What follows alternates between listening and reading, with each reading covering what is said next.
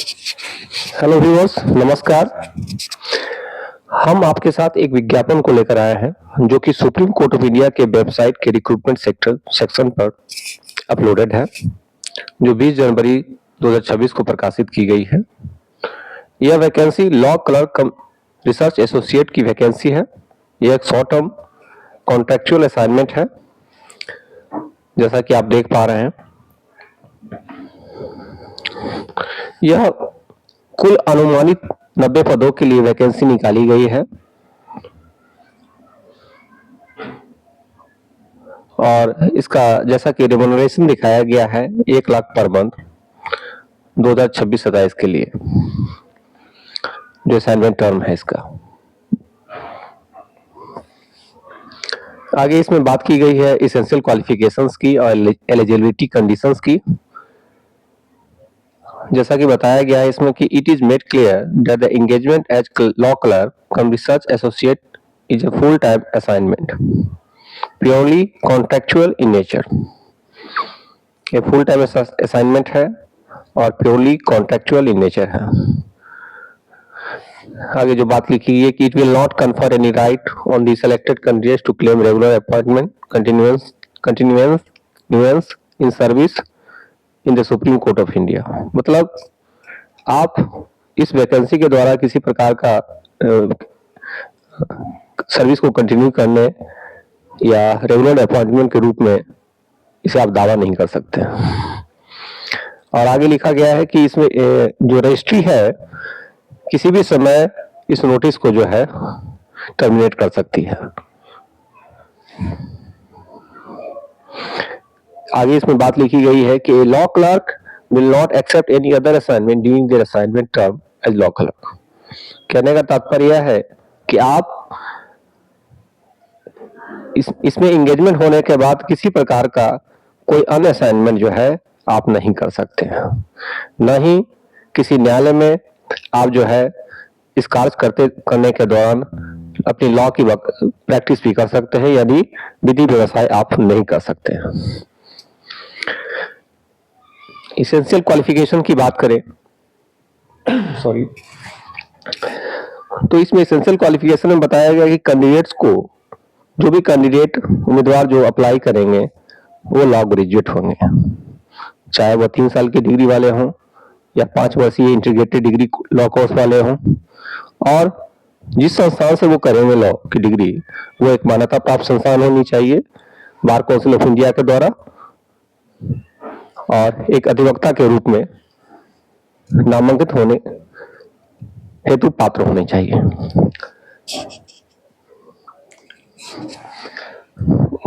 आगे इसमें लिखा हुआ है कि candidate studying in the 5th year of the 5-year integrated law course और the 3rd year of the 3-year law course after graduation in any stream will also be eligible to apply. मतलब 5 वर्षीय विधि की पढ़ाई कर रहे हो या 3 वर्षीय विधि की पढ़ाई कर रहे हो, दोनों व्यक्ति एलिजिबल हो गए। Subject to furnishing proof of acquiring law qualification before taking of assignment as law clerk cum research associate. लेकिन उन्हें जो डिग्री दिखानी होगी जो लॉ क्लर्क के रूप में एंगेजमेंट से पहले जो है, पूर्व जो है, अब उनको डिग्री उन्हें प्राप्त होनी चाहिए। कहने का तात्पर्य है।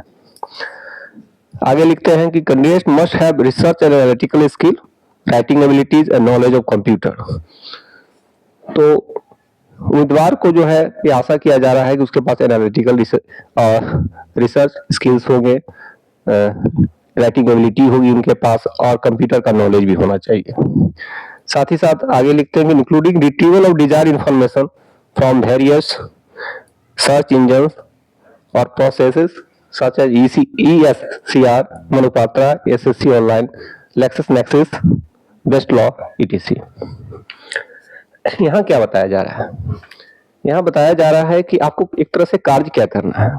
मतलब आपको रिसर्च बेस्ड काम कर रहा है, आपको इंफॉर्मेशन को रिट्रीव करना है जो वेरियस सर्च इंजन्स है या जो प्रोसेस है, जैसे ESCR जो सुप्रीम कोर्ट का एक नया वेबसाइट बना है, इस ESCR उस पर से आप जजमेंट जो है सर्च करना है, डाउनलोड करना है या उसका रिसर्च करना है। मनुपात्रा भी उससे भी आप जो है कि लॉ का रिसर्च कर सकते हैं। एसएससी ऑनलाइन हो गया या नेक्सस हो गया, बेस्ट लॉ हो गया। तो इन माध्यमों से, इन सर्च इंजन से या इन प्लेटफॉर्म से आपको रिसर्च करना है। सॉरी। आगे एज लिमिट की बात की गई है। एज लिमिट के बारे में कहा गया है कि उम्मीदवार का उम्र जो है 20 वर्ष से कम नहीं होना चाहिए और 32 वर्ष से अधिक नहीं होना चाहिए। जो तिथि निर्धारित की गई है वह 7 फरवरी 2026 तक है। कहने का मतलब कि 7/2/2026 को किसी भी उम्मीदवार का उम्र 20 वर्ष से नीचे नहीं होना चाहिए और 32 वर्ष से अधिक नहीं होना चाहिए। आगे देखते हैं, मोड ऑफ सिलेक्शन की बात करते हैं। इसमें मोड ऑफ सिलेक्शन में 3 फेजेस की बात की गई है। पार्ट 1 में मल्टीपल चॉइस बेस्ड क्वेश्चन की बात की गई है, वस्तुनिष्ठ प्रश्नों की। Testing the candidates ability to understand and apply the law. इसमें देखा जाएगा कि समझ की शक्ति कितनी है, लॉ को किस तरह से अप्लाई करने की क्षमता है उम्मीदवार में, और उनके पास कंप्रिहेंशन स्किल भी होना चाहिए। पार्ट 2 में है सब्जेक्टिव रिटेन टेस्ट होगा, covering written and analytical skills, और पार्ट 3 इंटरव्यू का है। कहने का मतलब यह हुआ कि पार्ट 1 में आपको जो है वस्तुनिष्ठ प्रश्नों का सामना करना पड़ेगा, जिसमें आपके एबिलिटी को चेक किया जाएगा, आप लॉ को किस तरह अप्लाई कर सकते हैं, इन सब चीजों को चेक किया जाएगा। तो वस्तुनिष्ठ प्रश्न होंगे और कंप्रिहेंशन स्किल भी इसमें आपका परखा जाएगा। जबकि पार्ट 2 जो है वो एक रिटेन टेस्ट है। इसमें राइटिंग और एनालिटिकल स्किल्स आपके देखे जाएंगे और पार्ट 3 में आपका साक्षात्कार होगा। और पैटर्न ऑफ एग्जामिनेशन स्टैंडर्ड्स की बात की गई है, तो यहाँ लिखा है कि scheme of engaging law clerk cum research associate on term contractual assignment in the Supreme Court of India January 2020 as amended. तो उसमें आप जाके देख सकते हैं कि सुप्रीम कोर्ट ऑफ इंडिया की वेबसाइट www.sci.gov.in पे जाके इसके बारे में विवरण आप प्राप्त कर सकते हैं। अब देखिए आगे जो दिया गया है, चॉइस ऑफ टेस्ट सेंटर की बात की गई है। तो इसमें बताया कि पार्ट 1 और पार्ट 2 जो टेस्ट होगा एक ही दिन आयोजित की जाएगी 2 सेशंस में, यानी 2 सेशन में जो है कि कुल 23 शहरों, भारत के कुल 23 शहरों में इसको कंडक्ट किया जाएगा। अब भारत के कौन से 23 शहर हैं तो देख लेते हैं। अहमदाबाद है, अम्बाला है, बेंगलुरु है, भोपाल है, भुवनेश्वर, चेन्नई, देहरादून, दिल्ली, गुवाहाटी, हैदराबाद, इम्फाल, जोधपुर, कोलकाता, लखनऊ, मुंबई, नागपुर, पटना सॉरी, पुणे, रायपुर, रांची, श्रीनगर, तिरुवनंतपुरम एंड विशाखापट्टनम। तो आप देख पा रहे हैं 23 शहरों का नाम दिया हुआ है। यदि जिन उम्मीदवारों का शहर इन 23 शहरों में नहीं आता है तो वे देख लेंगे कि उनकी नजदीकी शहर कौन से हैं, उनके शहर से तो वहां का विकल्प चुन सकते हैं, यदि ऑनलाइन विवरणी भरने में ऑप्शन दिया जाता है। तो आगे लिखा जाता है कि a break shall be provided to the candidates between the conducting of part 1 and part 2 test. मतलब पार्ट 1 और पार्ट 2 के दौरान एक विराम भी आप लोग को दिया जाएगा थोड़ा सा। The number of test centre में भी इंक्रीज और डिक्रीज, आगे लिखते हैं बढ़ाया भी जा सकता है। जो टेस्ट सेंटर 23 सेंटर्स की बात की गई है उसे बढ़ाया या घटाया भी जा सकता है। देखा जाएगा कि कितने एप्लीकेशन प्राप्त हुए उसके आधार पे। यह पूरी तरह से जो है कि honourable Chief Justice of India और द कमिटी ऑफ ऑनरेबल जजेस और लॉ क्लर्क्स ये डिसाइड करेंगे। डेट ऑफ एग्जामिनेशन की बात करें तो डेट ऑफ एग्जामिनेशन जो है ये 7 मार्च 2026 को यह टेस्ट आयोजित की जाएगी। यानी पार्ट 1 और पार्ट 2 जो टेस्ट कंडक्ट किए जाएंगे यह उसी दिन की जाएगी और ये ऑनलाइन मोड में होगी पार्ट 1। क्योंकि पार्ट 2 के बारे में बोला जा रहा है कि कंप्यूटर स्क्रीन पे जो है कि विजिबल होंगे और उसे आपको पेन पेपर मोड में जो है आपको एग्जाम देना होगा। मैंने प्रश्न जो है आपके स्क्रीन पे आएंगे, उसका जवाब आपको जो है आपको पेन पेपर दिया जाएगा, उस पर देना होगा। फिर आगे लिखा जाता है कि model answer keys will be uploaded on the website on 8/3/2026। जो मॉडल आंसर कीज होंगे वो वेबसाइट पे प्रकाशित की जाएगी 8 मार्च 2026 को और 11:59 रात्रि में तक 9/3/2026 तक जो है अवेलेबल होंगे। आप इस दौरान जो है कि अपना ऑनलाइन ऑब्जेक्शन दे सकते हैं और इसमें केवल पार्ट 1 टेस्ट जो है मल्टीपल चॉइस बेस्ड क्वेश्चन है, उसी का जो ऑब्जेक्शन आप दे सकते हैं, लेकिन ये subject to payment of fee of ₹100 per objection है। मतलब यदि आप ऑब्जेक्ट करते हैं किसी प्रश्न पर तो प्रत्येक प्रश्न के लिए आपको ₹100 जो है कि पेमेंट करना होगा और अगर आपका ऑब्जेक्शन सही पाया जाता है तो यह जो है आपको रिफंड कर दिया जाएगा। किसी अन्य मोड से जैसे लेटर, एप्लीकेशन, ईमेल के द्वारा जो है किसी प्रकार के ऑब्जेक्शन को इंटरटेन नहीं किया जाएगा। फिर आगे लिखा जा रहा है कि registration of application and payment of fee. इसमें आपको ऑनलाइन ही पेमेंट करना है, जो भी लिंक आपको प्रोवाइड किया जाएगा जो कि है www.sci.gov.in और ऑनलाइन मोड से आपका ये आवेदन जो है 20 जनवरी 2026 से लिया जाना शुरू हो गया है और ये नॉन रिफंडेबल फी है। उसमें बैंक चार्जेस वगैरह भी आगे चर्चा किया गया है। ₹750 के अलावे जो है आपको जो है अन्य चार्जेस जो बैंक का जो मतलब प्लेटफॉर्म फी होगा वो भी देना होगा। आई पूरी तरह से ऑनलाइन मोड में देना है। एक बार फी आपने दे दिया तो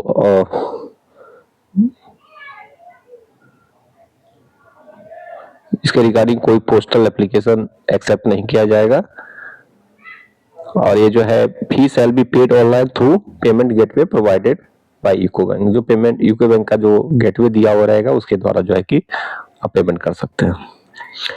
अब देखना है महत्वपूर्ण बात है कि क्योंकि यह वैकेंसी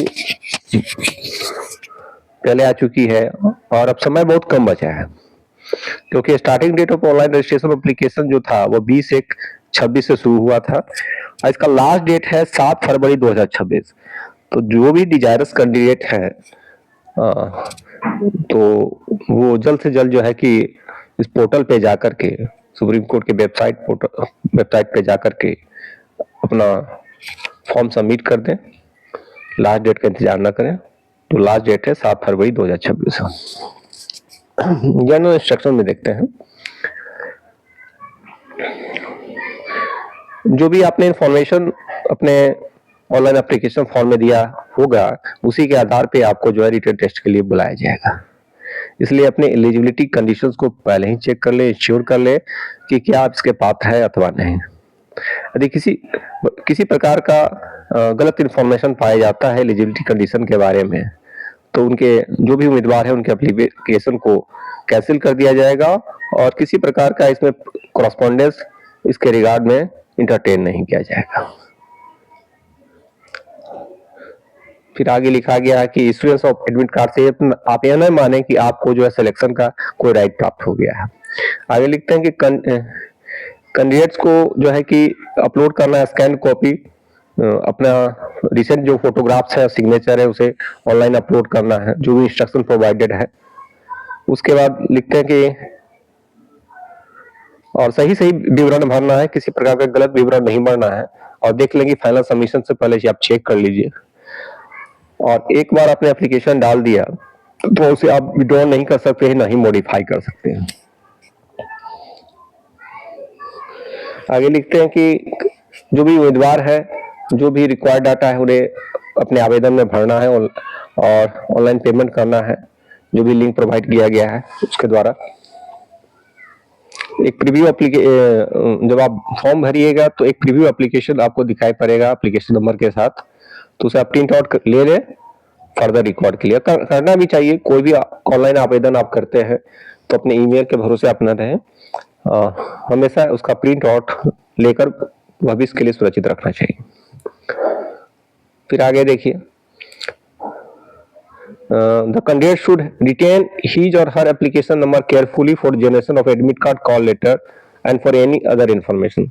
बहुधा यह देखा जाता है कि ईमेल पे मैसेज आ गया निश्चिंत है, मोबाइल पे मैसेज आ गया निश्चिंत है, लेकिन एक फ्रेंडली राय यह है कि हर चीज का प्रिंट आउट निकाल के रखें और जो भी रजिस्ट्रेशन नंबर है, एप्लीकेशन नंबर है, कम से कम एक डायरी रखें, उस डायरी में अवश्य नोट किया करें ताकि भविष्य में किसी प्रकार का परेशानी का सामना न करना पड़े।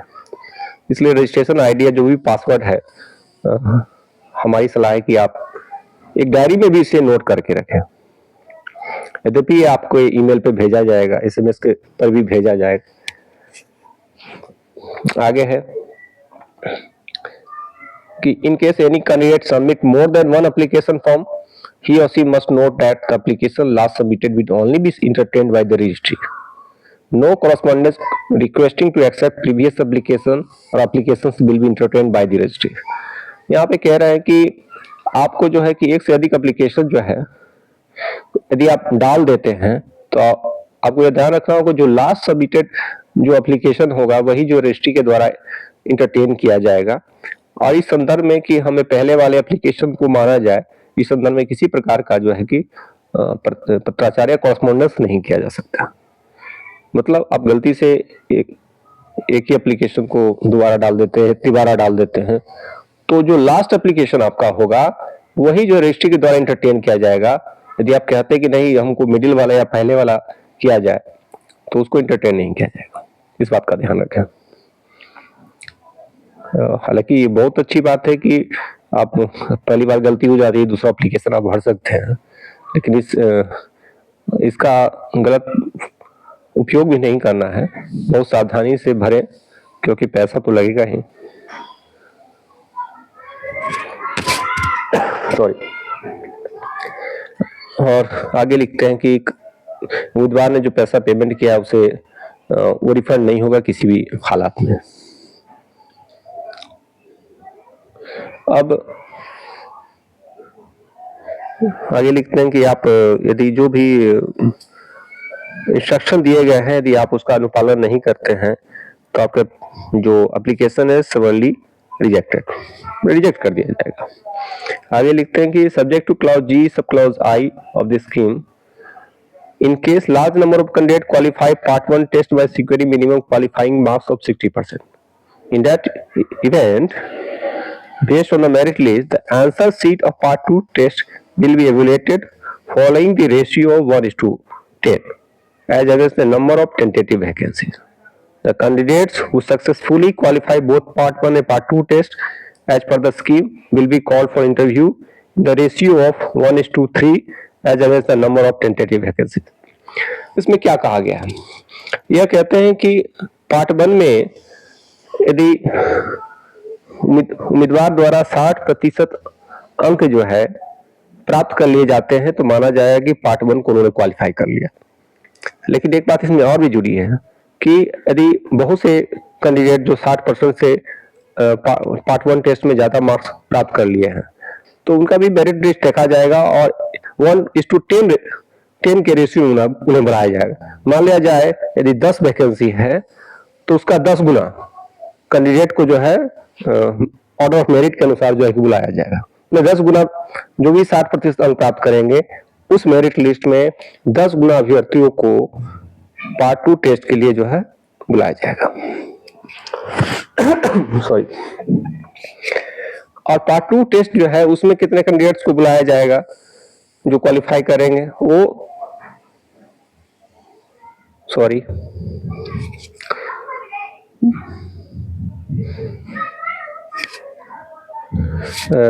यहाँ पे कहा गया है कि जो 60% क्वालिफाई करेंगे तो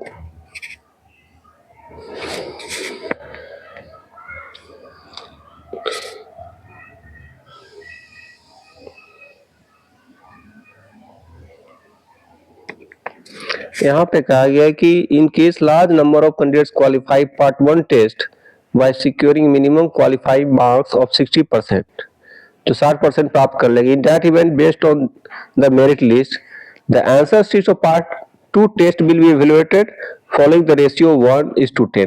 मतलब जो पार्ट 2 का जो मतलब कि जांच हुई कॉपी की वो 10 गुना जो भर्तियां निकाली गई उसके मेरिट के अनुसार 10 गुना अधिक अभ्यर्थियों को जो है उसमें जो है कि जांचा जाएगा। और उसके बाद करें the candidate who successful qualify both part 1 और part 2 test as per the scheme, दोनों पार्ट को यदि क्वालिफाई कर लेते हैं तो उन्हें इंटरव्यू में बुलाया जाएगा। इंटरव्यू में रेशियो क्या होगा, जो भी सफल अभ्यर्थी होंगे मेरिट लिस्ट के अनुसार रिक्तियों के 3 गुना उम्मीदवारों को बुलाया जाएगा। अब आगे नेगेटिव मार्किंग की बात की गई है कि there will be negative marking of 0.25 mark for each incorrect answer, यानी आपको आप 4 क्वेश्चन लगातार गलत करते हैं तो माना जाएगा एक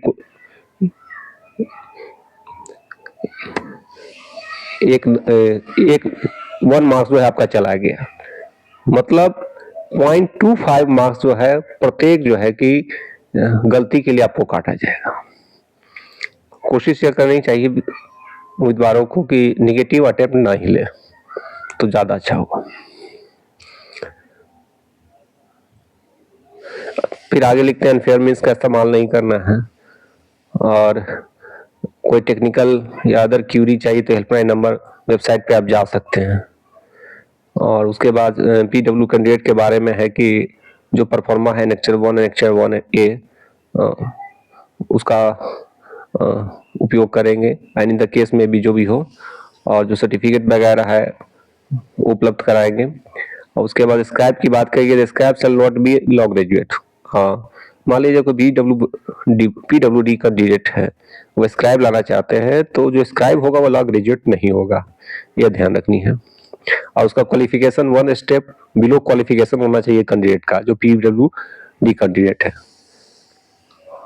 और 11 जो है कि डॉक्यूमेंट उनको भी प्रस्तुत करने होगा। कोई अटेंडेंट को जो है कि अलाउ नहीं किया जाएगा कैंडिडेट के साथ सिवाय जो है कि स्क्राइब के। फिर उसके बाद लिखते हैं कि all right regarding the contractual engagement of law clerk are reserved with the honourable Chief Justice of India और any authority authorized in that behalf of by the Honorable Chief Justice of India, Supreme Court of India, New Delhi। उसके आगे लिखते हैं कि the registry reserve the right to utilize the service of the law clerk। तो ये जो job के लिए जो है कि जो भी राइट रिजर्व भी रखती है कोई भी संस्थान जो होती है जो भी आपको नियुक्त करती है, वो कभी भी चाहे उसमें फेरबदल कर सकती है नियमावली में। और उसके बाद है कि final engagement will be subject to candidates fulfilling the eligibility condition, verification of their academic certificate and required formalities. ये सब जो औपचारिकताएं होती है जो जरूरी होती है कि वेरिफिकेशन के बाद ही जो आपके डॉक्यूमेंट्स का जो है आपको देखा जाएगा कि आप एलिजिबल हैं कि नहीं है। उसके बाद की लिखते हैं कि registry reserve the right to cancel restrict enlarge modify after the selection process if needed without issuing any notice। तो अपना रजिस्ट्री राइट को रिजर्व रखेगी, इसी तरह का उसमें मॉडिफिकेशन हो कैंसिलेशन हो उसको इंडाज करना है या अदर चीज वो उनके जुरिडिक्शन में है। उसके बाद लिखते हैं कि कोई भी डिस्प्यूट अराइज होता है तो उसका लीगल जुरिडिक्शन जो है दिल्ली होगा।